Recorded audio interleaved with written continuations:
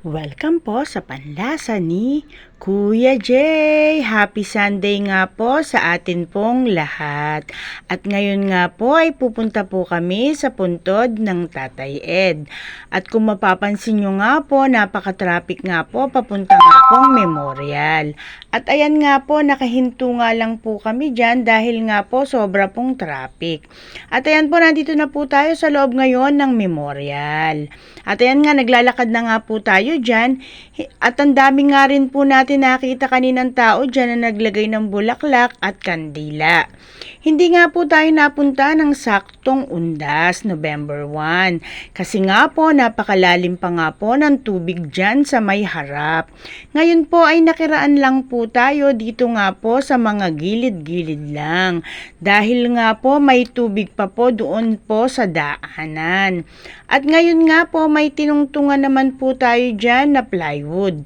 Ayan po, papunta nga po yan sa puntod ng Tatay Ed.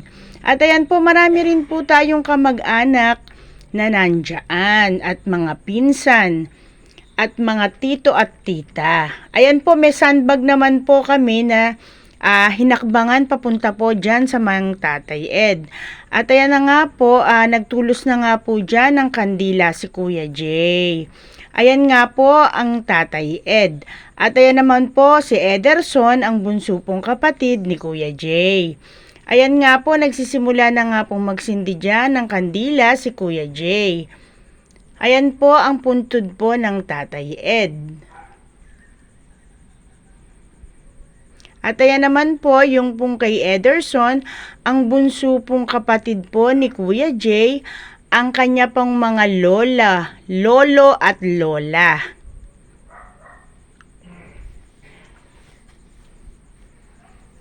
At dito naman po ay ang tito po ni Kuya Jay na si Koyang, pinsang buo po niya si Kuya Ronel, at ang lolo po niya na si Tatang. Ayan po, lolo po ni Kuya Jay.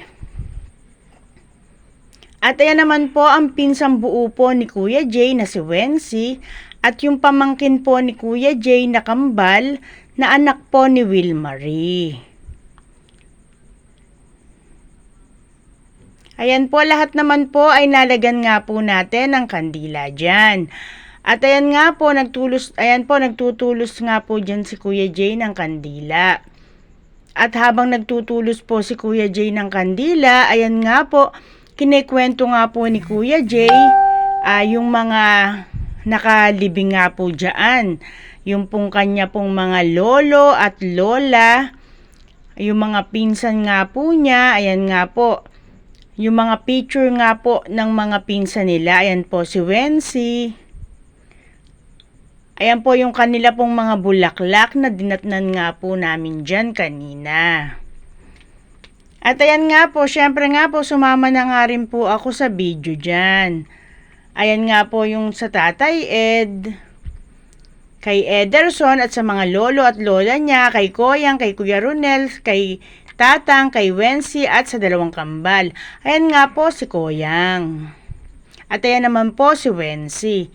At ayan nga po, pagkatapos nga po niyan, tumagal lang kami ng konti at ayan nga po, paalis na nga po kami dyan. At ayan nga po, nagbabay na nga po dyan si Kuya Jay.